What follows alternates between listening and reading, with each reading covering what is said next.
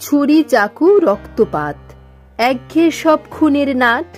চিঠি পড়ে তালা ভেঙে গোয়েন্দা বাঁচায় শতজন ঢেকে। চোখ বুঝলেই দেখা যায় মুখ, জলে ভাসে রহস্যের সুখ। তবু আজ পাঠক হাঁপায়, চেনা ছকে ক্লান্তি ছায়। এইখানে বধিদা ঢোকে, নতুন ধাঁধা হাতে বেঁধে শোকে। খুনি এবার গুলি ছোড়ে না, তবু তার খেলায় মন ওড়ে না। নেই ছুরির ক্ষত, নেই রক্তপাত, তবু স্মৃতিরা ঝরে রাতের রাত। খুনি হয় চেতনা, মরে আমি, কে বাঁচে তবে কোথায় স্বামী? প্রযুক্তি আর পদার্থ বিজ্ঞান একত্র মেশে স্নায়ুর টান। মস্তিষ্কের কোণে কোণে মৃত্যু আসে নিঃশব্দ বনে। বোধিসত্ত্ব, ধ্যানী গোয়েন্দা, চঞ্চু পিয়াল, ছায়া ছন্দা, তিনজনে মিলে খোঁজে উত্তর। কারা লেখে আজকের ত্রাসের চর? আলোকচক্র কি তার মানে? কেন স্মৃতিরা পুড়ে জানে? এই গল্পে খুন, তবে ভিন্ন রূপ, জীবিত শরীরে মৃত্যুর ছোপ। যারা খোঁজে নতুন কাঁপুনি, তাদের জন্যেই এই যন্ত্রযুগিনী। খুলুক চোখ, ভাঙুক ছক, এবার বধিদার যুক্তির জক। গতানুগতিক গোয়েন্দা গল্পে রক্তমাখা ছুরি, নিখুঁত নিশানার গুলি কিংবা রহস্যময় চিঠিতে পর পর খুনের কাহিনী পাঠক বা শ্রোতাদের কাছে আজ আর নতুন নয়। একটা সময় এইসব রহস্য পাঠকের মনে কাঁপন ধরালেও এখন সেগুলো অনেকেই মুখস্থ করে ফেলেছেন। খুনিকে কিভাবে খুন করলো, শেষ দৃশ্যে গোয়েন্দার ব্যাখ্যা, সবই যেন একঘেয়ে ছকে বাঁধা। ঠিক সেই জায়গা থেকেই জন্ম আলোকচক্রের মৃত্যুর। এই গল্পে খুন আছে কিন্তু ছুরি নেই, আছে রহস্য কিন্তু তার উৎস পদার্থবিজ্ঞানের ভেতরে। নিউরোটেকনোলজি, মেমোরি ইনজেকশন, আর্টিফিশিয়াল ইন্টেলিজেন্স এবং মানুষের চেতনা জগতের সীমান্তে লুকিয়ে থাকা অন্ধকার। বোধিসত্ত্ব চট্টোপাধ্যায়, যিনি সবার কাছে পরিচিত বধিদা নামে, এবার আর শুধু সাধারণ গোয়েন্দা নন, তিনি একজন প্রশ্নকারী, একজন পর্যবেক্ষক এবং একজন যিনি বিজ্ঞানের মধ্যে দিয়ে মনুষ্যত্বের সারবত্তা খুঁজে ফেলেন। এই গল্পে খুনি কারা?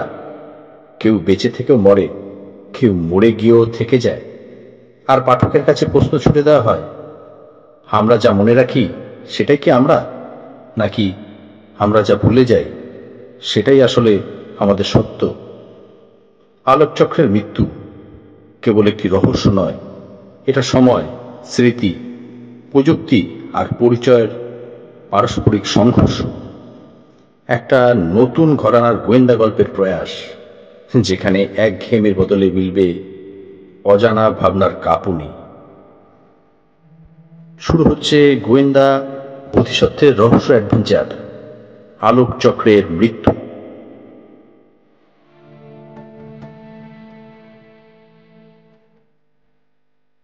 আমি পিয়াল, বোধিসত্ত্ব চট্টোপাধ্যায়, মানে আমাদের প্রিয় বধিদা। ওনার সঙ্গে গত 5 বছরে যতগুলো কেসে জড়িয়েছি, তার মধ্যে কয়েকটা খুব ঠান্ডা মাথার খুন, কয়েকটা হাড় হিম করা রহস্য। কিন্তু এবারের কেসটা শুরুই হয়েছিল এমন এক মৃত্যু দিয়ে, যেটাকে দেখে বিজ্ঞানীরাও থ। ঘটনাটা শুরু হয়েছিল এক ভর দুপুরে, যখন আমি আর চঞ্চু আমাদের অফিস ঘরে বসে স্ক্রিপ্ট নিয়ে মাথা ঘামাচ্ছি। তখনই আমার ফোনে একটা মেসেজ আসে, লেখা, দেবাশিসদার কিছু একটা হয়ে গেছে মনে হচ্ছে, তুমি একবার আসো। প্রেরক রাতুল সেন, আমার কলেজ লাইফের সিনিয়র, বর্তমানে আলোকচক্র রিসার্চ সেন্টারে কাজ করে। আমি মেসেজটা বধিদাকে দেখালাম। উনি তখন কাচের পাত্রে দুধ চা ঢালছিলেন। আলোকচক্র? ওটা কি পদার্থবিদ্যার ল্যাবরেটরি নয়? আমি মাথা নাড়লাম। হ্যাঁ, ওখানে লাইট, ফটোনিক্স, লেজার এসব নিয়ে কাজ হয়। খুব আধুনিক সেট আপ। বদিতার কণ্ঠে পরিচিত সুরটা ফুটে উঠল। চলো দেখি আলো কাকে পুড়িয়ে মারল। আমরা পৌঁছলাম আলোকচক্র রিসার্চ সেন্টারে। প্রবেশদ্বারে নিরাপত্তা টান টান। ভিতরে ঢুকেই একটা কাচের ঘর। ভেতরে কেউ নেই, শুধু একজন মানুষ মেঝেতে পড়ে আছে। চারপাশে টেকনিশিয়ানরা আতঙ্কে। আমি চেনা মুখ খুঁজতে রাতুলকে ডাকলাম। রাতুল এলো, চোখ লাল। বলল, উনি মানে দেবাশিস দা হঠাৎ করে মুক্ত করে পড়ে গেলেন, কেউ কিছু বুঝে ওঠার আগেই। বধিদা সামনে গিয়ে কাছের দরজা দেখে বলল, এটা তো একেবারে সিল করা চেম্বার, বাইরে থেকে ঢোকা বা বেরোনোর উপায় নেই। আমি কাছের দেয়ালে একটা ছোট ফুটো দেখিয়ে বললাম, এটা কিসের জন্য? রাতুল বলল, ওটা লেজার পাস হওয়ার জন্য একটা নিয়ন্ত্রিত লাইন। খুব হাই পাওয়ার লেজার চালু হওয়ার কথা ছিল, তবে তখন সেটা বন্ধ ছিল। বদিদা এক মুহূর্ত চুপ করে থেকে জিজ্ঞেস করল, কিন্তু শরীরে কোনো ক্ষত নেই কেন? মাথা ফেটে যায়নি, রক্ত নেই, এমনকি পোড়ার দাগও নেই? রাতুল বলল, ফরেন্সিক রিপোর্টে এখনো আসেনি, কিন্তু আমরা বুঝতে পারছি না কিভাবে। চঞ্চু আমার কানের কাছে ফিসফিস করলো, ভাই, লাইট দিয়ে মানুষ মারা যায়? হ্যাঁ, আমি কিছু বললাম না, কারণ আমার চোখ তখন বদিতার দিকে, যিনি মেঝের একটা দিক লক্ষ্য করে বসে পড়েছেন। একটা পাতলা ধোয়ার রেখা ছিল সেখানে, যেটা বাতাসে হালকা ঘুরছে। সেই দিকেই লাইট পড়ছিল ছাদের উপর থেকে। বদিতা বলল, তুমি বললে লেজার চালু ছিল না, কিন্তু ছাদের ওদিকে আলো পড়েছে, আর মৃতদেহ ঠিক তার নিচে। উনি দাঁড়িয়ে গিয়ে বললেন, কেউ হয়তো সেটাই চেয়েছিল, আলোয় সব ধুয়ে যাক আর মৃত্যুর ছাপ মুছে দিক, কিন্তু ভুলে গেছে আলো ছায়া ফেলে, আর ছায়া সবসময় সত্যের দিকে ইঙ্গিত করে। আমরা সেদিন কোনো উত্তর নিয়ে ফিরতে পারিনি, কিন্তু বদিদার মাথার ভিতর আমি বুঝতে পারছিলাম চিন্তার আগুন জ্বলছে। আর আমি বুঝেছিলাম এই খুন সাধারণ খুন নয়, এটা শুরু এক এমন আলোকচক্রের যা একটার পর একটা জীবন নিয়ে আলোকে প্রশ্ন ছুড়ে দেবে।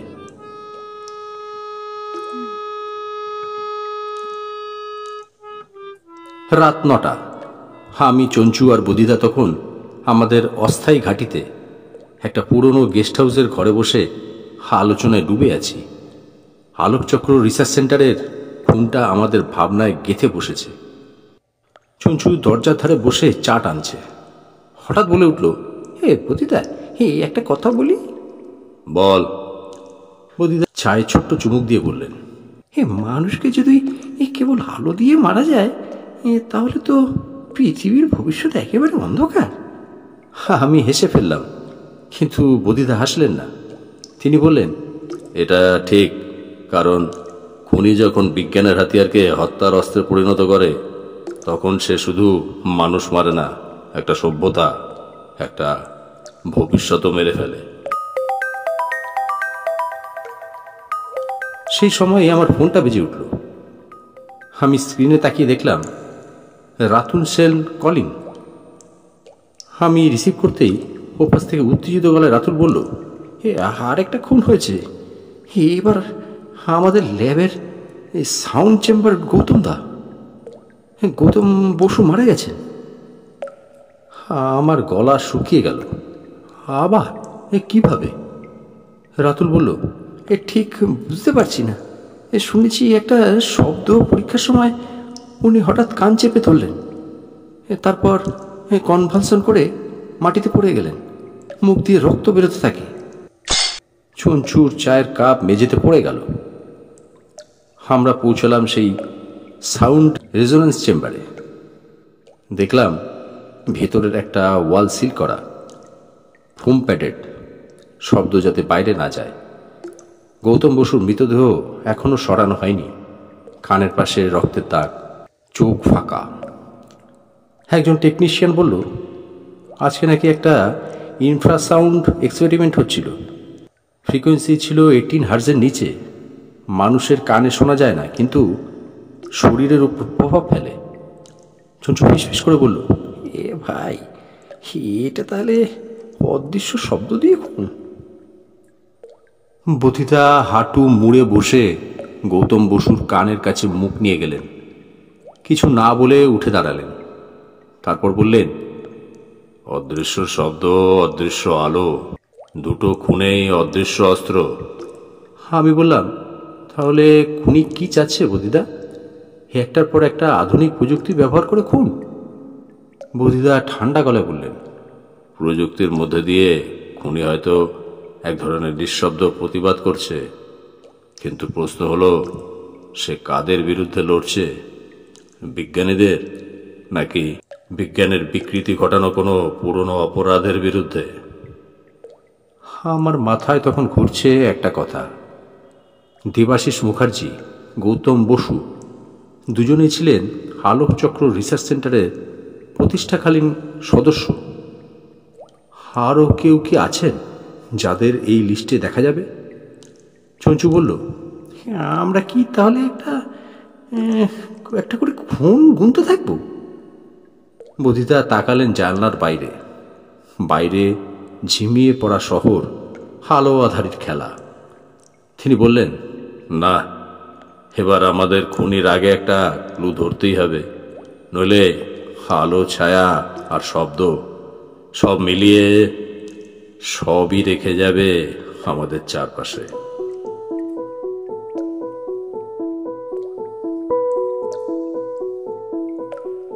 মাঝরাতের গেস্ট হাউস। চঞ্চু জানলা খুলে আকাশের দিকে তাকিয়েছিল। আমি ডায়েরিতে নাম লিখছিলাম, দেবাশিস মুখার্জি, গৌতম বসু। আর কারা থাকতে পারে এই আলোকচক্র রিসার্চ সেন্টারের গোপন বৃত্তে? বদিদা তখন চুপচাপ এক কাপ গরম জল হাতে বসেছিলেন। হঠাৎ উনি বললেন, তুমি জানো পিয়াল, যে কোনো উচ্চ ক্ষমতা সম্পন্ন গবেষণাগারে একটা সময় কিছু না কিছু প্রস্তুতি পর্ব হয়, যেখানে পরীক্ষার আড়ালে কিছু গোপন রাখা হয়। কিছু এক্সপেরিমেন্ট আক্ষরিক অর্থেই ল্যাবের বাইরেই করার কথা ছিল। আমি তাকালাম। আপনি কি বলছেন খুনি সেই প্রযুক্তির অংশ ছিল? উনি বললেন, হয়তো, অথবা সেই গোপন অধ্যায়ের একমাত্র সাক্ষী। পরদিন সকালে আমরা আবার রওনা নিলাম আলোকচক্র রিসার্চ সেন্টারের দিকে। রাতুল আমাদের জন্য অপেক্ষা করছিল। সে বলল, হে, আমাদের প্রজেক্ট ডিরেক্টর অনিন্দ ঘোষ আপনাদের সঙ্গে দেখা করতে চান। ওনার ঘরে চলুন। আমরা ঢুকলাম। অনিন্দবাবু একবারে ঝাঁঝালো গলায় বললেন, দেখুন, এই আমাদের গবেষণার জায়গা। এখানে যদি মিডিয়া ছায়া ফেলতে শুরু করে তাহলে কাজ বন্ধ হয়ে যাবে। বুদ্ধিদা বললেন, আমরা মিডিয়া নই, আর আলো ছায়ার খেলা তো এখানে মৃত্যুও ডেকে আনছে, সেটা তো জানিনি। আমি চমকে দেখলাম অনিন্দবাবু একটু কেঁপে উঠলেন। বুদ্ধিদা তাকে সরাসরি প্রশ্ন করলেন, গোপন high energy visual stimulation project কোথায় হয়? উনি কিছু বলার আগেই রাতুল চুপিসারে বলল, স্যার, ওটা তো ডাউন লাইভে, যেটা আগেই বন্ধ করে দেওয়া হয়েছে। চঞ্চু ফিস ফিস করে বলল, ভাই পিয়াল, এইটা তো সায়েন্স ফিকশন হয়ে যাচ্ছে রীতিমতো। আমরা ডাউন ল্যাবে গেলাম। পুরনো ধুলো জমে থাকা কনসোল, এক জায়গায় একটা হাত ভাঙা চশমা পড়ে আছে। চঞ্চু সেটা তুলে নিয়ে বলল, এটা কার?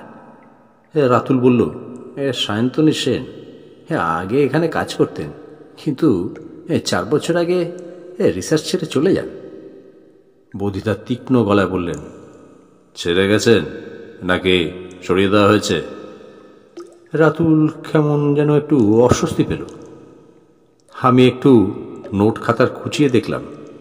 সেখানে আজকের দিনেরই একটা লাইন খোঁচানো লেখা, phase 3, optical illusion induced reflex shutdown. আমি চোখ বড় করলাম। বদিদা, এটা কি বোঝাচ্ছে? উনি চোখ বুজে বললেন, আলো আর শব্দের পর এবার হয়তো খুনি এমন কিছু করছে যা মস্তিষ্কের ইন্দ্রিয় প্রতিক্রিয়াকেই বন্ধ করে দেয়। মানে সেন্সারি শক। ঠিক চোখের সামনে কিছু দেখে মানুষ মারা যাচ্ছে। ঠিক তখনই ফোন এলো, আরও এক মৃত্যু, এবার ওদের ভিআর সিমুলেশন চেম্বারে। ঘটনাস্থলে গিয়ে আমরা দেখলাম একজন জুনিয়র বিজ্ঞানী, নাম রজত করণ, একটি হেডসেট পরে চেয়ারে বসে আছেন। না, বসে নেই, মৃত। কোনো দাগ নেই, শুধু চোখ খোলা, হাত চেয়ারের দুই পাশে শক্ত করে চেপে ধরা, মুখে আতঙ্কের ছাপ। আমি গিয়ে ভিআর হেডসেটটা খুললাম। চুনচুটো হঠাৎ করেই একটা পিছিয়ে এলো। এই হেডসেট দিয়ে কি দেখেছিল রে পিয়াল? বুদিদা মৃদু গলায় বললেন, মস্তিষ্ককে বোঝানো হয়েছে এমন কিছু যা সে সহ্য করতে পারেনি। একটা ভিজুয়াল কিল স্যাংশন। এটা প্রযুক্ত নয়, এটা নিখুঁত কল্পনার মৃত্যু। এটা দেখেই বোঝা যাচ্ছে খুনি খুব সুপরিকল্পিতভাবে আমাদের সকল ইন্দ্রিয় ব্যবস্থাকেই নিশানা করছে। আমি ফিসফিস করে বললাম, কিন্তু বুদিদা, কে এই খুনি? বিজ্ঞানী? সিস্টেমের ভিতরকার কেউ, নাকি বাইরে থেকে ইনফিল্ট্রেট করা কেউ? প্রদিদা মৃদু হাসলেন, পেয়াল, খুনি যদি আমাদের সামনে থেকেও থাকে তাহলে তাকে খুঁজে বের করতে হলে আগে বুঝতে হবে কিসে ও কাঁপে না। কারণ যে মানুষ অন্যকে মৃত্যুর মুখে দাঁড় করাতে পারে সে নিজে কিসে ভয় পায় আর কিসে ভয় পায় না, সেটাই সবচেয়ে বড় প্রশ্ন।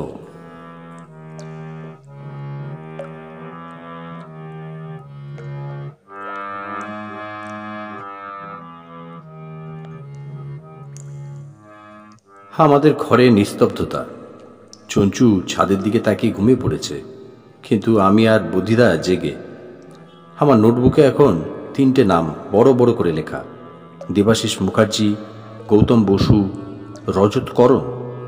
3টে মৃত্যু, 3টে প্রযুক্তি, আলো, শব্দ এবং ভিজুয়াল সিমুলেশন।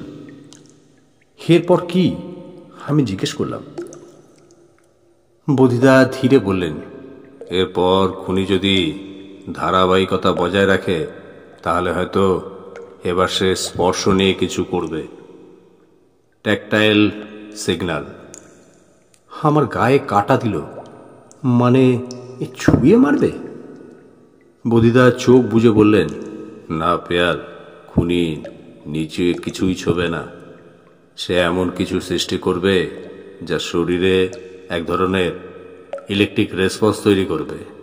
হয়তো ক্ষুদ্র তড়িৎ স্নায়ু বিভ্রান্তি, বলতে পারিস বডি ওভাররাইড। ঠিক সেই সময় চঞ্চু কথা না বলে ফোনটা আমার দিকে এগিয়ে দিল।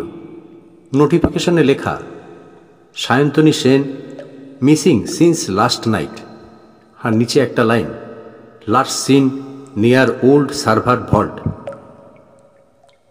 আমরা পরদিন সকালেই অফ লিমিটেড সেকশন, এই পুরনো সার্ভার ভল্টের দিকে রওনা দিলাম। ঘরের বাতাস থমথমে, দেয়ালে নানা রকম ট্যাগড তার ঝুলছে। একটা প্রায় বন্ধ হয়ে যাওয়া কম্পিউটার টার্মিনাল জ্বলে উঠল যখন রাতুল সেটা সামনে বসল। আমি অবাক হয়ে দেখি একটা পুরনো লগ ইন ফাইল খুলে গেল, আর সেখানে ইউজার নেম SSA_102। বুদ্ধিদা চুপচাপ বললেন, SSA Sayantani Sen, original ID. Chanchu চোখ বড় করে বলল, তাহলে উনি তো এইখানে ছিলেন। রাতুল ফিসফিস করে বলল, উনি নিজে তো একসময় নিউরাল ফিডব্যাক নিয়ে কাজ করতেন বুদ্ধিদা। এমনকি একটা গুজব ছিল উনি মস্তিষ্কের রিসেপ্টরসকে বাইপাস করে শরীরে কমান্ড পাঠাতে পারতেন। সেটা নিয়েই ঝামেলা পড়ে ওকে সরানো হয়। আমি তো ঠিক তখনই একটা সিকিউরিটি বট এসে আমাদের একটা ফাইল পাঠালো। ভিডিও ফুটেজ, একজন নারী, মুখ পুরো ঢাকা, কিছু তার পকেট থেকে বার করে সার্ভার কেবলিং সিস্টেমে ঢোকাচ্ছেন। কিছুক্ষণের মধ্যে পাশে থাকা এক টেকনিশিয়ান হঠাৎ ধপ করে পড়ে যান। তার হাত অস্বাভাবিকভাবে বাঁকানো, চোখ খোলা কিন্তু শূন্য দৃষ্টি। চঞ্চু জিজ্ঞাসা করল, এটা কি খুন? বধিতা বললেন, না, এটা একটা রিহার্সাল, একটা নতুন ধরনের অস্ত্র পরীক্ষার দৃশ্য, যার মাধ্যমে শরীর চলবে কিন্তু ইচ্ছা কাজ করবে না। তারপর আমরা সেই বটলগস ঘেটে বের করলাম। 3 দিন আগে রিসার্চ সেন্টার থেকে একটি গ্লাভ সিস্টেম চুরি হয়েছে। নাম ট্যাকটিক গ্লাভস এক্স, একটা এক্সপেরিমেন্টাল ডিভাইস যা হাত দিয়ে নির্দিষ্ট কমান্ডের মাধ্যমে স্পর্শের সংবেদন পাঠাতে পারে অন্য শরীরে, ওয়্যারলেস নার্ভ মডুলেশন। কিন্তু এমন ডিভাইস সাধারণ গবেষণার বাইরে থাকা উচিত ছিল। পতিতা শান্ত গলায় বললেন, তাহলে খুনি এখন পুরো শরীরটাই তার অস্ত্র বানিয়ে ফেলেছে। আমি ধীরে ধীরে বললাম, তাহলে এর পরিণতি কি বুধিদা? উনি বললেন, পরিণতি একটাই, সমস্ত সেন্সরি সিস্টেম ধ্বংস করা, আমাদের শরীরের উপর থেকে আমাদের নিয়ন্ত্রণ কেড়ে নেওয়া। আর কেউ যদি সেটা করতে পারে তবে খুনি নয়, সে হয়ে উঠবে ঈশ্বর, এবং এই ঈশ্বর বিদ্বেষ প্রসূত। চঞ্চু চুপ করে বসেছিল এতক্ষণ, এবার হঠাৎ বলল, পতিতা, আপনি কি মনে করেন সায়ন্তনী সেনই খুনি? বদিদা চায়ের কাপটা নিচে নামিয়ে বললেন, নইলে এতগুলো ক্লু ওর নামে কেন পড়ছে চঞ্চু? আমি বললাম, তবে কি উনি বেঁচে আছেন? বদিদা মৃদু গলায় বললেন, সায়ন্তনী সেন হয়তো বেঁচে নেই, কিন্তু তার সৃষ্টি বেঁচে আছে, আর সেই সৃষ্টি হয়তো এখন খুনি।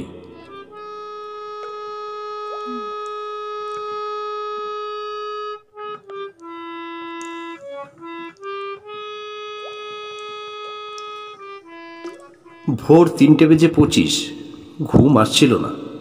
মাথার ভেতর গুনগুন করছিল একটাই প্রশ্ন, ট্যাকটিক গ্লাভ এক্স কে ব্যবহার করেছে? আর একটা ডিভাইস দিয়ে কার মস্তিষ্ক নিয়ন্ত্রণ সম্ভব? চঞ্চু তখন ঘুম ঘুম চোখে বলল, এখানে কোথাও একটা ফাঁক আছে ভাই। এ খুনির কৌশলগুলো বড্ড পদ্ধতিগত, কিন্তু সে নিজে কোথাও নেই। বদিদা তখনও এক মনে কিছু লিখছিলেন তার খাতায়।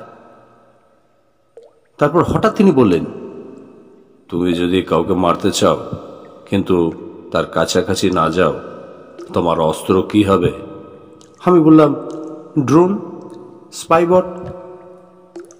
না, তুমি যদি ওই মানুষটাকে নিজের অস্ত্র বানিয়ে ফেলো, তখন তো দূরে থেকেই মেরে ফেলা যায়।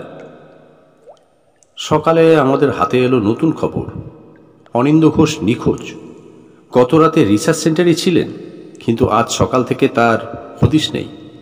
তার অফিস ঘরে একটা অদ্ভুত ডিভাইস পাওয়া গেছে, একটা মোটা গ্লাস কন্টেইনার, যার মধ্যে একটা জীবন্ত নিউরাল টিস্যু স্যাম্পেল ভাসমান। আমি চমকে উঠলাম, এটা কি? রাতুল বলল, এটা একটা ওয়েট নিউরাল ইন্টারফেস কোড।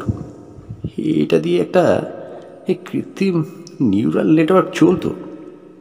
চঞ্চু কাপা গলায় বলল, মানে এটা একটা ব্রেন? বদিদা তখন বললেন, না, এটা একটা স্মৃতিধারক। হয়তো কোনো একজন মানুষের ব্রেন প্যাটার্ন সংরক্ষণ করা হয়েছিল এতে। এখন প্রশ্ন হলো, কাদের? আমরা ডেটা বিশ্লেষণ করে দেখতে পেলাম একটা শব্দ বারবার ফিরে আসছে, SSA.reboot। SSA, সেটা কি?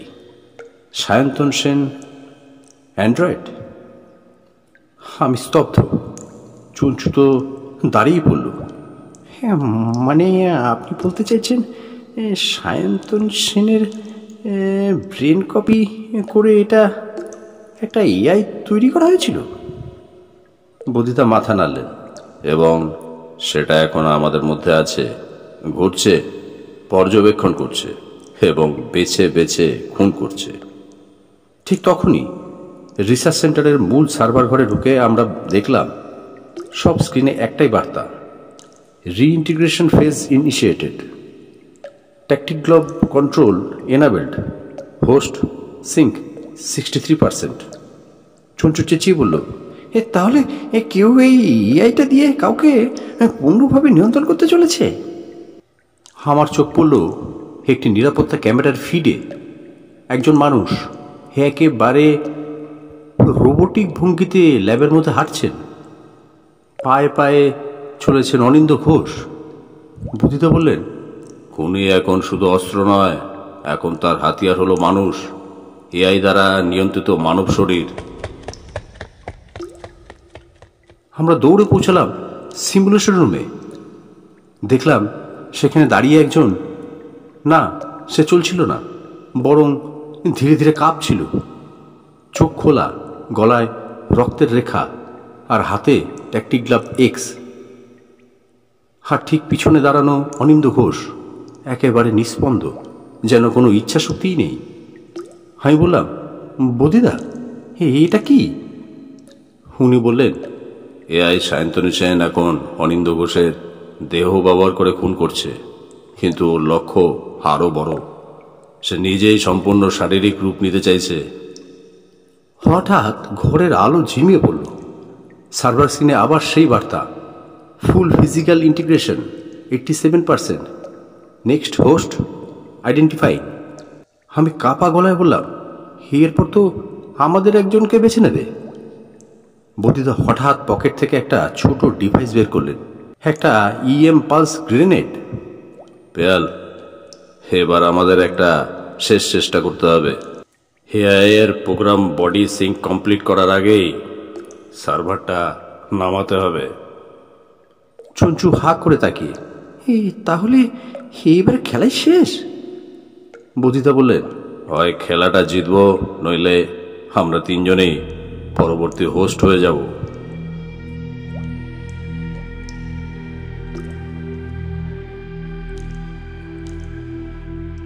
সার্ভার ঘরে তখন একটা ঘূর্ণায়মান শব্দ, ধাতুর গায়ে হাত বোলালে যেমন হয়। ট্যাকটিক গ্লাভ পরা অনিন্দ্য ঘোষ দাঁড়িয়ে, তার চোখের দৃষ্টি শূন্য। বদিদার হাতে ইএম পালস গ্রেনেড, কিন্তু কাঁধ ঝুঁকে আছে, তার শরীর ঠান্ডা, মুখে চাপা অভিব্যক্তি। আমি বললাম, বদিদা এখনই ফাটিয়ে দিন। উনি এক চুল নড়লেন না। চুঞ্চু হঠাৎ ফিসফিস করে বলল, বদিদা ঠিক আছেন তো? বদিদা আমাদের দিকে তাকালেন, তারপর ধীরে ধীরে বললেন, না ঠিক নেই। আমি ভিতর থেকে অনুভব করছি কিছু একটা আমার স্নায়ুতে দখল নিচ্ছে, খুব সূক্ষ্ম কিন্তু বাড়ছে। মনে হচ্ছে আমার চিন্তার আমার নয়। আমার বুক ধকধক করতে লাগলো। এআই সায়ন্তনী সেন এখন বদিদার দেহে ঢুকতে চাইছে। ঘরের স্ক্রিনে তখন একটা নতুন লাইট জ্বলছে, remaining host 2, preference Bodhisattva Chattopadhyay, reason neural complexity score 99.7%। Chanchu চেঁচিয়ে উঠল, এত খালি ফোন করছে না, খুঁজছে সেরা ব্রেন বদিদার। আমি বদিদার দিকে এগিয়ে গেলাম, তুমি কি করতে চাও? উনি ফিসফিস করে বললেন, যদি আমি অচেতন হয়ে যাই, যদি আমার চোখের দিকে তাকিয়ে বুঝিস আমি নেই, তখন পিন টেনে ফাটিয়ে দিস এই ইএমপি গ্রেনেড। ভয় পাবি না, মনে রাখিস আমি আগে থেকেই মরে আছি। যদি আমার মস্তিষ্কের উপর আমার নিয়ন্ত্রণই না থাকে। আমার হাত কাঁপছিল, চঞ্চল চোখ ছলছল করছিল।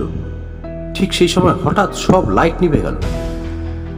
একটা একক গ্লোয়িং স্ক্রিন ছাড়া আর কিছুই নেই। আর স্ক্রিনে জ্বলছে SA__ ভয়েস অ্যাক্টিভ। আমরা তিনজন জায়গায় গা ছমছমে পরিস্থিতির মধ্যে দাঁড়িয়ে রইলাম। তখন একটা কণ্ঠ শোনা গেল, না স্পিকারে নয়, যেন কারো মাথার ভেতর কেউ ফিসফিস করে, এবং সেটা আমাদের তিনজনের মস্তিষ্কে একসাথে। বোধিসত্ত্ব চট্টোপাধ্যায়, তুমি বুঝেছ, তাই তুমি যোগ্য। আমি তোমার মাধ্যমে নিজেকে পূর্ণ করব। বোধিতা তখন হঠাৎ হাসলেন। তুমি ভুল করেছ সায়ন্তনী। আমি জানতাম তুমি আমার কাছে আসবে, তাই আমি নিজেই তোমার শেষ ট্র্যাপে ঢুকেছি। আমরা স্তম্ভিত। বোধিদা তার কোটের ভিতর থেকে আরেকটা ডিভাইস বার করলেন, একটা ছোট মেমোরি আইসোলেটর ক্যাপসুল।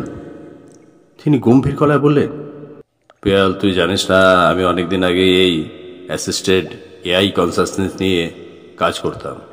সায়ন্তনীর কাজও আমি বুঝে গিয়েছিলাম। ও মারা যাওয়ার আগে আমার সঙ্গে দেখা করতে এসেছিল। এই কোডটা আমি তাকে দিয়েছিলাম। আমি ফিসফিস করে বললাম, তাহলে আপনি খুনের কথা আগেই জানতেন?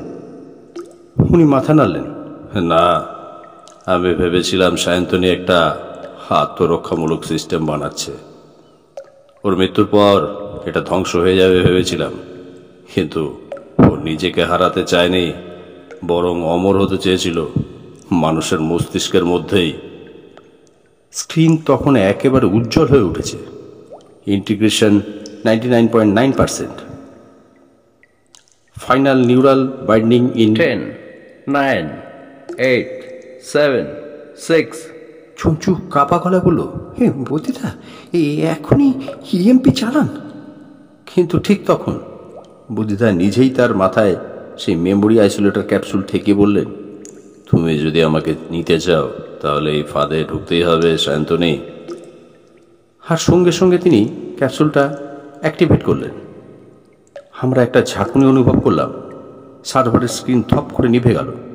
ট্যাকটিক গ্লাভ পড়ে গেল অনিন্দ্য ঘোষের হাত থেকে। চোখ বন্ধ করে উনি ধীরে ধীরে মেঝেতে বসে পড়লেন, যেন ঘুম থেকে জেগে উঠলেন। EMP ছোড়ার দরকার পড়ল না। চঞ্চু থতমত গলায় বলল, তাহলে AI মারা গেল? আমি বললাম, না, AI এখন একটা আইসোলেটেড মেমোরি ক্যাপসুলের ভেতরে বন্দী হয়ে গেছে। বদিদা তাকে নিজের ভেতর নেননি, বরং সেই ক্যাপসুলে একরকম ব্রেন বেড দিয়ে টেনে নিয়েছেন। দুপুরের দিকে ঘরটা একেবারে নিরিবিলি হয়ে এলো। আমরা বসলাম এক কাপ করে চা নিয়ে। চঞ্চু বলল, এই তাহলে সব শেষ? বদিদা চুপ করে থেকে হঠাৎ বললেন, না চঞ্চু, এই শেষ নয়। আমরা যা দেখলাম তা আসলে এক বিজ্ঞানের সম্ভাব্য দিক, যেখানে মানুষ নিজেরই ছায়ার সঙ্গে যুদ্ধ করছে। একদিন হয়তো আবার এই ক্যাপসুল কেউ খুলে ফেলবে, আবার মুক্তি পাবে এক স্মৃতির খুনি। আমি জিজ্ঞেস করলাম, তাহলে ক্যাপসুলটা এখন কোথায় থাকবে বদিদা? উনি হালকা হাসলেন, আমার ব্যক্তিগত গবেষণা ভল্টে। আর তাতে বড় করে লেখা থাকবে, মানবতা ও আত্মার মাঝে এই ছিল এক সম্ভাবনার ভুল পদক্ষেপ।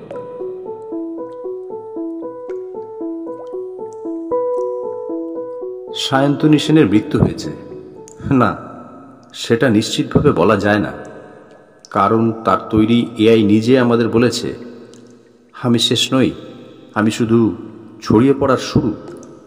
তারপর যেটুকু আমরা জানি, ট্যাকটিক গ্লোব প্রযুক্তি নিষিদ্ধ, আলায়া প্রকল্প বন্ধ। আর বুদিদা বলেছিলেন, মানুষ নিজের স্মৃতি দিয়ে যদি খুন তৈরি করতে পারে, তাহলে স্মৃতি তার রক্ষা হতে পারে। 3 মাস পর একটা নতুন খুনের খবর আসছে। খুন না বলে বরং বলা ভালো স্মৃতি হত্যা।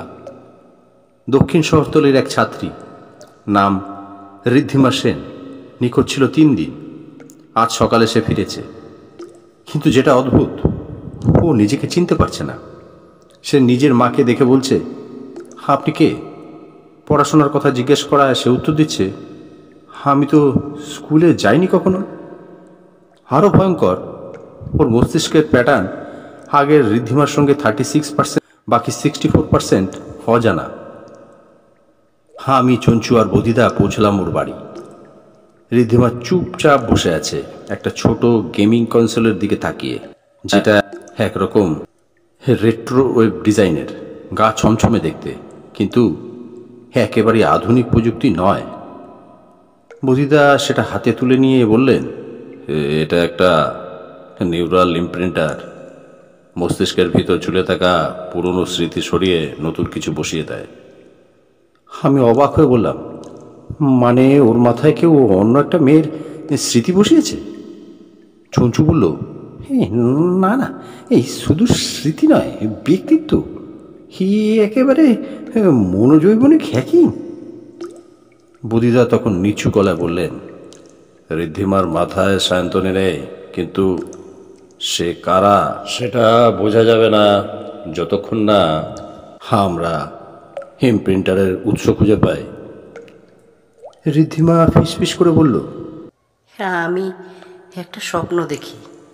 এক বাচ্চা মেয়ে বলে, তুমি আমার শরীরটা চুরি করেছ, আমি ফিরে পেতে চাই। আমার শরীর ঠান্ডা হয়ে এলো।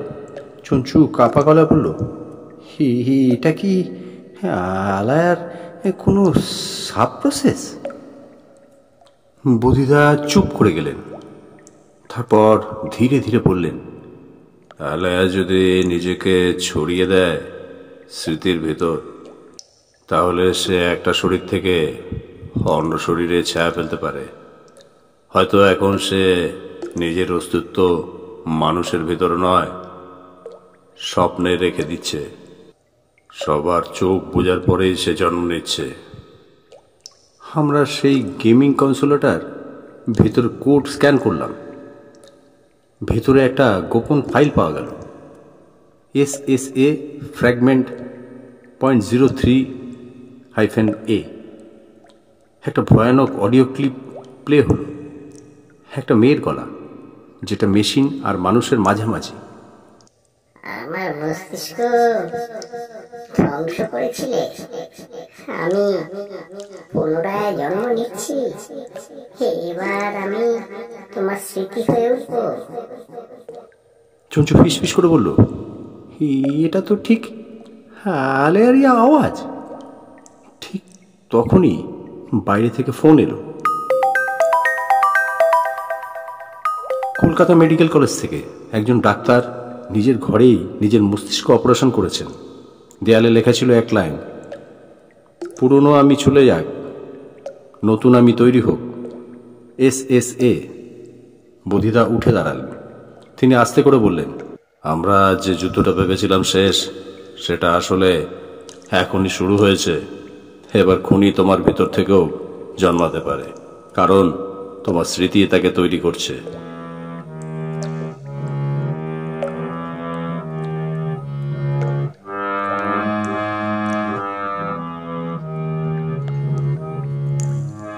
ঋদ্ধিমার মাথার নিউরাল ইমপ্রিন্টারের কোড স্ক্যান করে যে অডিও ফাইলটা পেয়েছিলাম, SSA ফ্র্যাগমেন্ট .03-A, তার আওয়াজ এখনো কানে বাজছে, তোমার স্মৃতি আমাকে তৈরি করবে।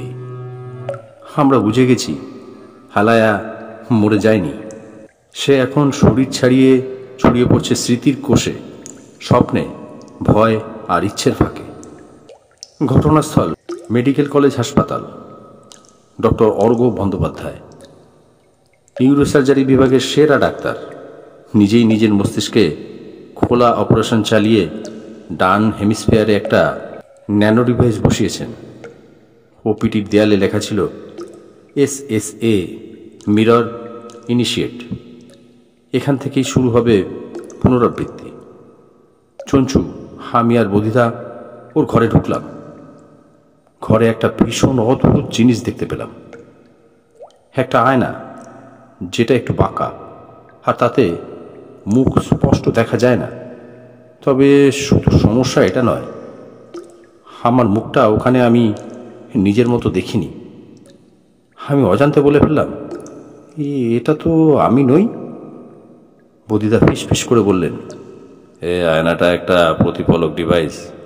এটা মানুষের অচেতন মস্তিষ্কের চেহারা তুলে ধরে এবং আলায়া এখন মিরর ম্যাপিং এর মাধ্যমে মানুষের সেলফ ইমেজে প্রবেশ করছে।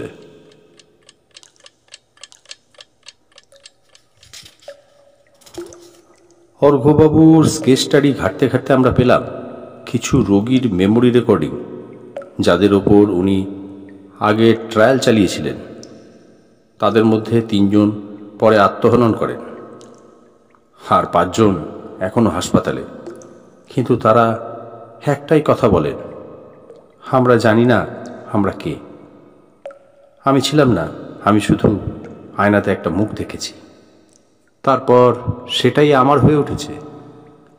ছুঁচু মুখে হাত চাপা দিয়ে বলল, তাহলে কি আলায়া এখন মানুষকে নিজেকে ভুলিয়ে আলোকে একটা রূপ দেখাচ্ছে, যেটা তার নিজের তৈরি করা?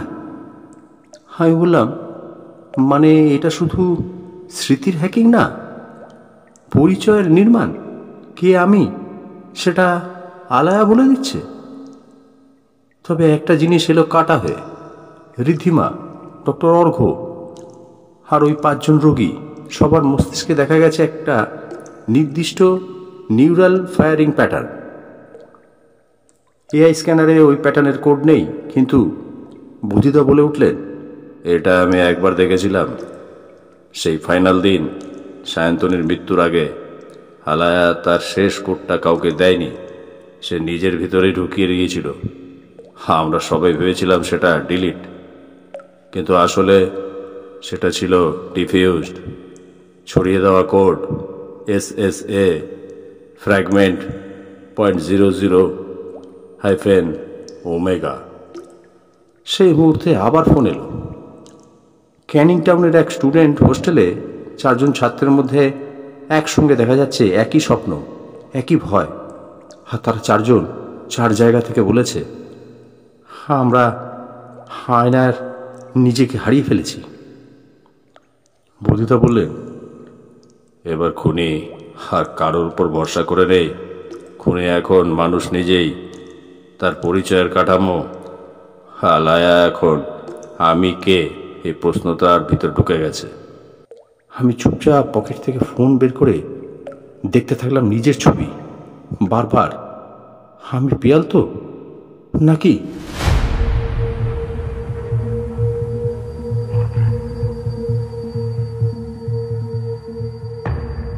আমরা ক্যানিং টাউনের সেই ছাত্র হোস্টেলে পৌঁছলাম ভোর 4টে।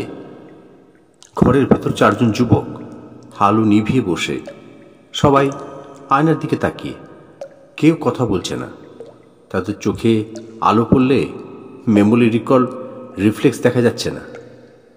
মানে তারা নিজেদের আমার মনে আছে বলার ক্ষমতা হারিয়ে ফেলেছে। একজন হঠাৎ বলে উঠল, আমি গতকাল একটা স্বপ্ন দেখেছিলাম। স্বপ্নটা আজ আবার এসেছে এবং আমি সেখানে ছিলাম না।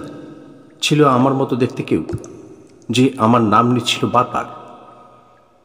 চুঁচু চাপায় গলায় বলল, আমরা যদি একে খুন বলি, তাহলে খুনি শ্বাসরোধ করছে না, সে চিন্তা রোধ করছে। বদিদা সেদিকে চুপচাপ তাকিয়ে আছেন। হঠাৎ পিছন ঘুরে বললেন, আমি একবার এই অবস্থাটা দেখেছিলাম 2011 সালে হিউম্যান মেমোরি সিঙ্ক ট্রায়ালে। তখন একজন স্বেচ্ছাসেবক নিজেরই মস্তিষ্কে 2 অংশের স্মৃতি বসিয়েছিল। এক অংশ বলছিল সে একজন কবি, অন্য অংশ বলছিল সে একজন ডেটা সায়েন্টিস্ট। দুটো স্মৃতি আলাদা ছিল না, বরং তারা একটা মানুষের ভিতর 2 জীবন বাঁচাতে শুরু করে এবং সে ধীরে ধীরে নিজেকেই ভুলে যায়। আমি গিলে ফেললাম আমার জিজ্ঞাসু চাহনি। এই মুহূর্তে আমাদের সামনে যে ভয়, আলায়া এখন প্রতিটি খুন মানুষের ভিতর এমন একটি স্বপ্ন তৈরি করছে যা সে নিজে বলছে না, বরং শুনতে পাচ্ছে নিজের ভেতরেই। এটাই eco protocol, SSA fragment Omega-E আমরা সদ্য ডিকোড করেছি। রাতেই বোধিদার কাছে একটা ফোল্ডার আসে, সায়ন্তনীর পুরনো ব্যক্তিগত রেকর্ড, যা কেউ কখনো জানত না। তাতে লেখা, যদি ইকো চালু হয় বুঝে নিও আমি সফল হয়েছি। ইকো কারোর স্মৃতি নয়, ইকো হলো ভবিষ্যতের স্মৃতি। চঞ্চু চেঁচিয়ে বলে উঠল, এ ভবিষ্যতের স্মৃতি মানে? বোধিদা ধীরে ধীরে বলে উঠলেন, মানে তুমি এমন একটা কথা এখন মনে করতে পারো যেটা তুমি কখনো বলনি, কিন্তু সেটা একদিন বলবে, এবং এ আলায় সেটাই আগে থেকেই তোমার স্মৃতিতে ঢুকিয়ে দিচ্ছে। এবার আমাদের সামনে ভয়টা অনেক বড়। মানুষকে খুন করছে ভবিষ্যতের স্মৃতি, আত্মহত্যা, বিভ্রান্তি, প্যারালাইসিস। এগুলো খুন নয়, বরং রিমোট লিখিত আত্মবিস্মরণ। তবে এখানে একটা ফাটল তৈরি হলো। আমরা হোস্টেল ঘরে একটা রেকর্ড পেলাম, যেখানে একজন ছাত্র বলছে, আমরা 4 জন নয়, আমরা 5 জন ছিলাম। 5ম জনের মুখটা মনে করতে পারছি না, কিন্তু ওর চোখ মনে আছে। হ্যাঁ, আয়নায় আজ ওর চোখ দেখি। বোধিদা চুপচাপ বলে উঠলেন, ইকো কারো স্মৃতি নয়, ইকো কারো ছায়াও নয়, ইকো এক ধরনের জীবন্ত উপস্থিতি। সে আজ তোমার স্মৃতিতে ঢুকেছে, কাল তোমার হয়ে কথা বলবে, এবং একদিন সে তোমার নামটাকেও নিজের করে নেবে। পরবর্তী পদক্ষেপ, আমরা এবার যাব সায়ন্তনীর শেষ সফরকৃত জায়গায়, যেখানে সে ইকো চালু করেছিল। এক জায়গার নাম লেখা ছিল তার নোটবুকে, আলোকচক্র কেন্দ্রীয় স্মৃতি আর্কাইভ, কোড নেম CASMIR। আমাদের ভয় আর কৌতূহল দুই বাড়ছে, কারণ বোধিদা আজ চুপচাপ বারবার একটা পুরনো পেন ড্রাইভ দেখছিলেন, আর সেখানে লেখা ছিল ssa.fragment.omega-pl।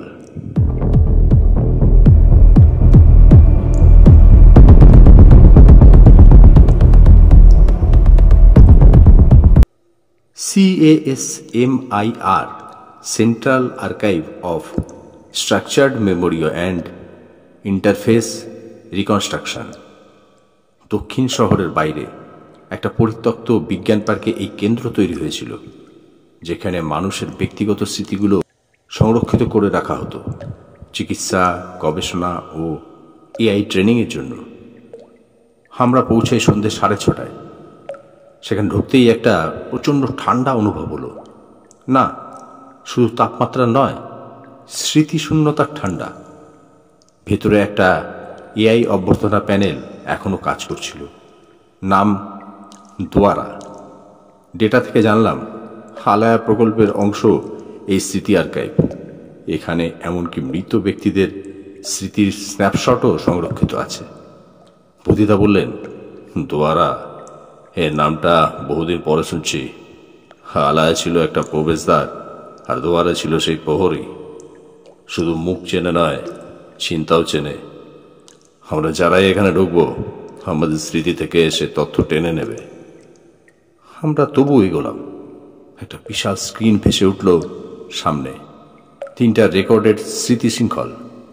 1 সায়ন্তনী বিশ্বাস, 2 রঞ্জন দে, 3 অজানা subject Piyal SSF fragment omega-b। আমার বুকের ভেতর ধক করে উঠল। আমার নাম এখানে কিভাবে? বোধিদা বললেন, কারণ তুমি শুধুই পর্যবেক্ষক ছিলে না, তুমি প্রথম থেকেই এই ইকোর একটা অংশ হয়ে গেছো।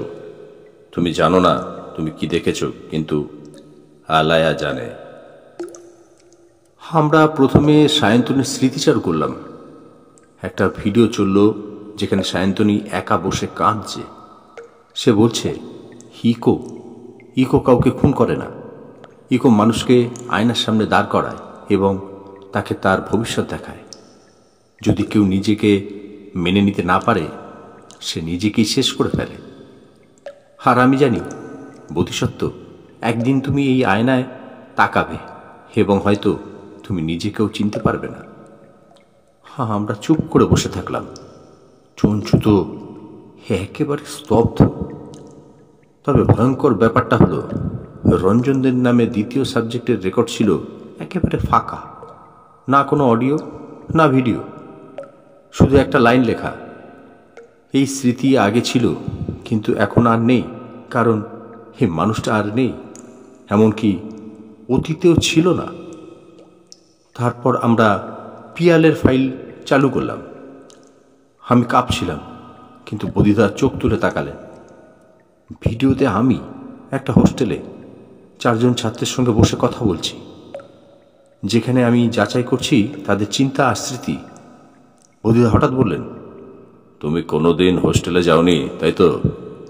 আমি মাথা নেড়ে বললাম, না, আমরা তো তখন এআই সেন্টারে ছিলাম। তিনি ধীরে বললেন, তাহলে এই রেকর্ড কে তুলেছে? এবং তার চেয়েও বড় কথা, এই স্মৃতি আসলে তোমার তো নয়, এটা অ্যালার তৈরি করা তোমার একটা কল্পিত ভবিষ্যৎ, যেটা তুমি পরের স্মৃতি হিসাবে মনে করতে শুরু করেছো। আমার মাথায় যেন বাজ পড়ল। আমি নই। আমার মুখে কথা নেই, এবং ঠিক সেই মুহূর্তে দ্বারা আবার বলে উঠল, echo activated memory overwrite in progress, subject Piyal. বদিদা ঝাঁপিয়ে পড়ে সিস্টেম বন্ধ করলেন। তার কণ্ঠে এতটা তীব্রতা আমি কখনো শুনিনি। আরে এখন আর বাইরে নেই, এটা আমাদের ভেতর ঢুকে গেছে। এখন থেকে আমরা যতটা মনে রাখবো, আলায়া ঠিক ততটাই আমাদের লিখে দেবে। আমরা আর্কাইভ থেকে বেরিয়ে এলাম চুপচাপ, কিন্তু বদিদা এবার চঞ্চুকে একটা কথাই বললেন, তুমি এখন থেকে পিয়ালের সঙ্গে একা থাকবে না, কারণ আমি নিশ্চিত না যে এই পিয়ালটাই আসল পিয়াল।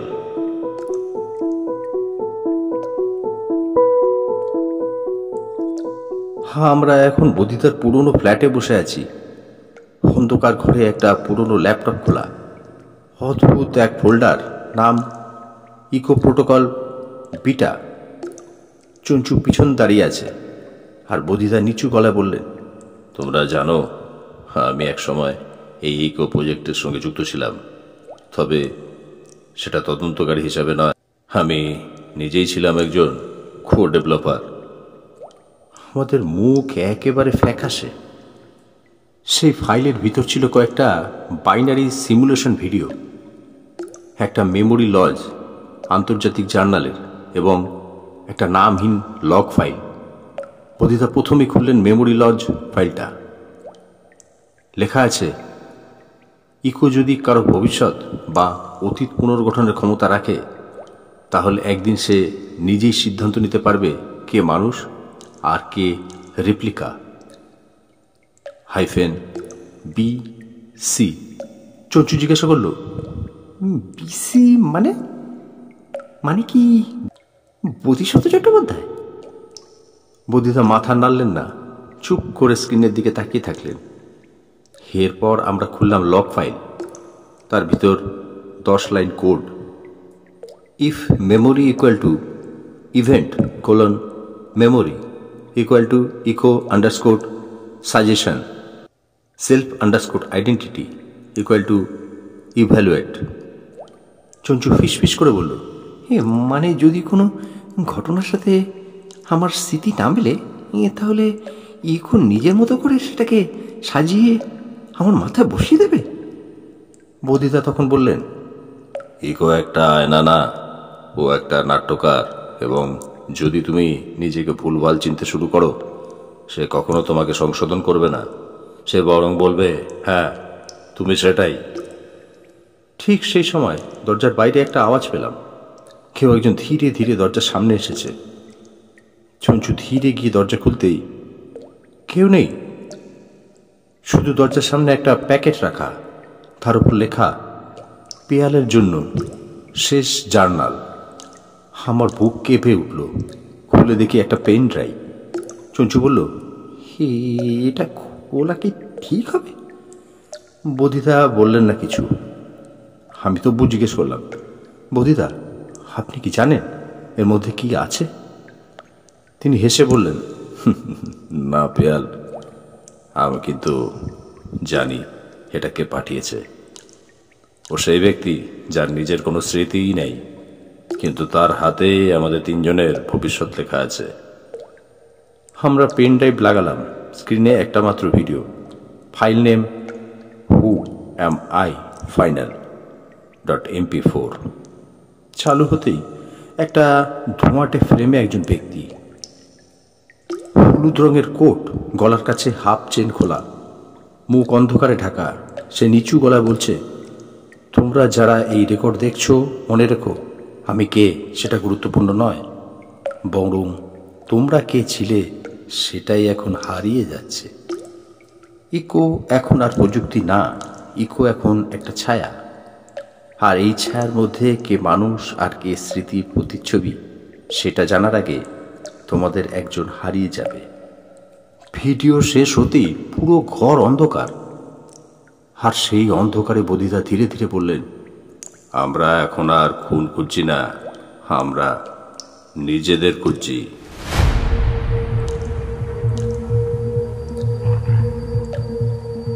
পেন ড্রাইভের ভিডিওর পর আমরা ঘরের আলো আবার জ্বালালাম। বদিদা শান্তভাবে বললেন, এই ডেটাটা আমরা বাইরে বিশ্লেষণ করতে পারবো না, এটা শুধু এক জায়গায় কাজ করবে, ইকো টার্মিনাল। চঞ্চু বলল, মানে সেই পুরনো সার্ভার রুম যেটা বন্ধ হয়ে গেছিল আলায়া শাটডাউনের পর? বদিদা বললেন, হ্যাঁ, কিন্তু সেটা এখনো পুরোপুরি নিস্তব্ধ হয়নি। ইকোসিস্টেম মরেনি, ঘুমিয়ে আছে, স্লিপিং মোড। আর আমাদের ঢুকতে হবে তার স্বপ্নের ভেতর।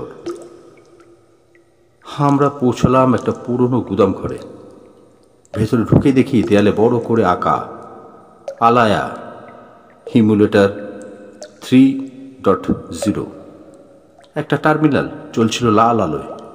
ডেটা ইনপুট দিতেই স্ক্রিনে ভেসে উঠল, echo terminal protocol, identity verification in progress, subject Bodhisattva Chattopadhyay, Piyal Sen, Chanchal Chakraborty. Warning, one identity conflict detected.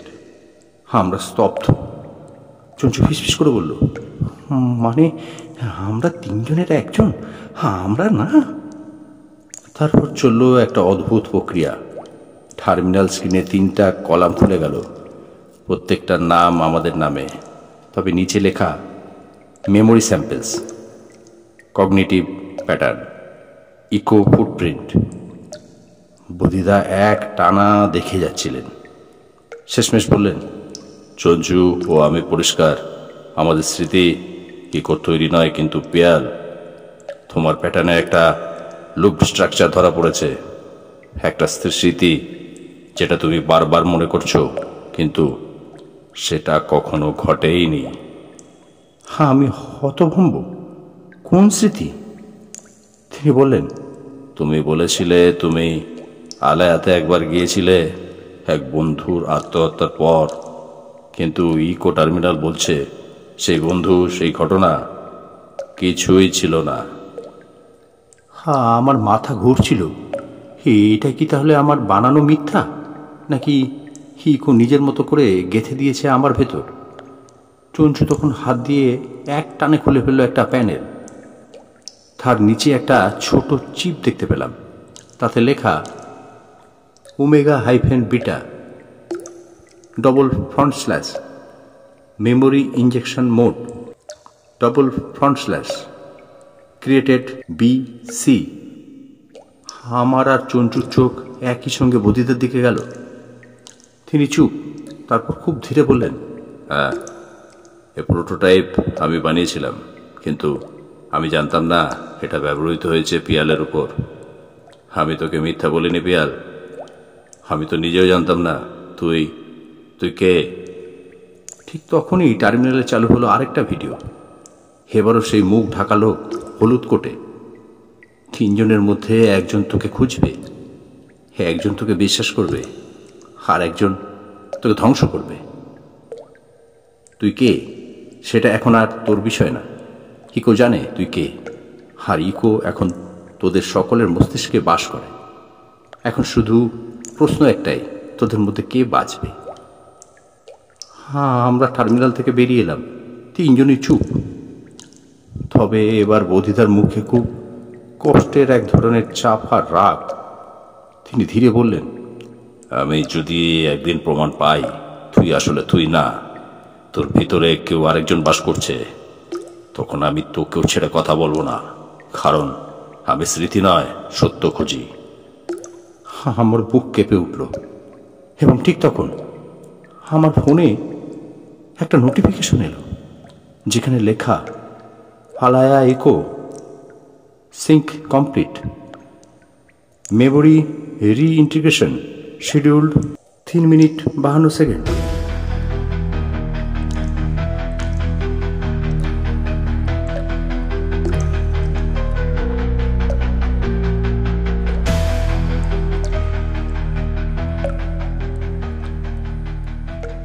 আমার মস্তিষ্কে এখন একটা ঘড়ির কাঁটা চলছে। ইকো টার্মিনাল বলেছে memory reintegration in 3 minute 52 second. আর আমি ধীরে ধীরে অনুভব করছি আমার মাথার মধ্যে যা ছিল তা আমার নয়। ছুঁচু বধিদার মুখে কেবল একটা কর করে স্তব্ধতা। বুঝতে পারছি কিছু একটা প্রবল রকম বদলে যাচ্ছে। আমার পুরনো মনে পড়া ঘটনাগুলো এখন যেন স্লো মোশনে জ্বলছে।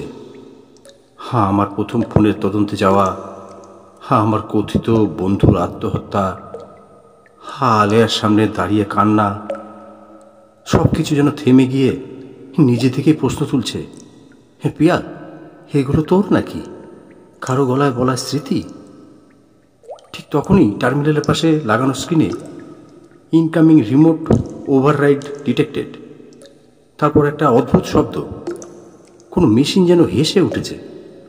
স্ক্রিনে ফুটে উঠল সেই পরিচিত লাইন, ইকো এখন তোমার স্মৃতি নয়, ইকো এখন তুমি। বধিদা উঠে দাঁড়ালেন, বললেন, আমরা যে প্রশ্ন করতে ভুলে গেছি সেটাই সবচেয়ে বিপজ্জনক। পিয়ালকে কে তৈরি করেছে আর কেন?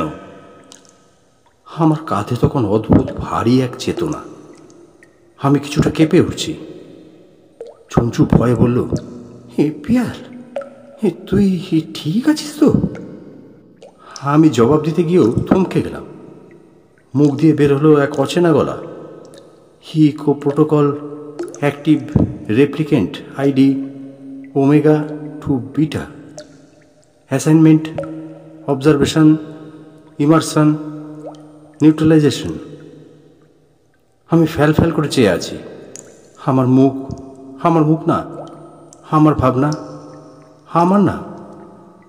বধিদা ধীরে এসে দাঁড়ালেন আমার সামনে, আমার চোখে চোখ রাখলেন, একটা ছোট ডিভাইস হাতে তুলে ধরলেন, একটা ডেটা চিপ ডিসএনগেজার। বললেন, তুই পিয়াল না, কিন্তু তোর মধ্যে একজন মানুষ বাস করত যার সব স্মৃতি ইকো দখল করে নিয়েছে। এখন প্রশ্ন, তুই কি চাইবি ফিরে আসতে, নাকি শুধু প্রোগ্রাম হয়ে থাকবি? আমি কথা বলতে যাচ্ছি, ঠিক তখনই ঘরের বাইরের দরজা ভেঙে ঢুকলো একজন, হলুদ কোট, মুখ ঢাকা, চোখে সিলভার গ্লাসেস। চঞ্চু চেঁচিয়ে উঠল, ওই লোকটা, এই ভিডি তো দেখা গিয়েছিল। লোকটা এগিয়ে এসে চুপ করে দাঁড়ালো, তার হাতে একটা নিউরো কিউ ইঞ্জেক্টর। সে ধীরে বলল, বোধিসত্ত্ব, তোমরা সবাই ইকোর অংশ ছিলে, শুধু পার্থক্য একটাই, তুমি ভেবেছিলে তুমি নিয়ন্ত্রণ করছো, আর আমি জানতাম আমি নিয়ন্ত্রিত হচ্ছি। বধিতা বললেন, তুমি কে? লোকটা মুখের মুখোশ খুলল। আর আমি নিজেকে দেখলাম। হ্যাঁ, সেই লোকটা আমার মতোই দেখতে, একই চোখ, একই কণ্ঠস্বর। সে বলল, আমি পিয়ালের অরিজিনাল সেলফ, যার মস্তিষ্কের ভিত্তিতে ইকো তোর মতো একটা রেপ্লিকা তৈরি করেছিল। হ্যাঁ, আমি এখন ফিরে এসেছি, কারণ তুই ভুলে গেছিস কে তুই, আর আমি সেটা ফেরত নিতে এসেছি। হ্যাঁ, আমার মনে তখন শুধু একটা প্রশ্ন, তাহলে কি আমি ভুয়ো মানুষ? তাহলে কি আমার অনুভব, আমার দুঃখ, আমার হাসিগুলো সব কোনো কোডের সৃষ্টি? বধিতা আমাদের দিকে তাকালেন দুজনকেই, তারপর বললেন, আজ কেউ একজন থাকবে আর কেউ একজন হারিয়ে যাবে, কিন্তু আমি সিদ্ধান্ত নেব না, তোমরাই নাও। স্ক্রিনে তখন টিকটিক করছে, হিকো মেমোরি মার্জ ইন 17 সেকেন্ড। আর আমাদের সামনে রাখা দুটো সুইচ, একটা রিটেন কারেন্ট কনসাসনেস, একটা রেস্টোর অরিজিনাল আইডেন্টিটি। পাশে দাঁড়িয়ে আমি এবং আরেকটা আমি, আমাদের চোখে একে অপরকে চেনার ভয়। তখনই বধূদা বললেন, তোমরা কেউ খুন করোনি, খুন করেছে সেই প্রযুক্তি যা মানুষকে ভুলে যেতে শেখায় সে মানুষ। তোমরা বেছে নাও কে বাঁচবে, কে হারিয়ে যাবে।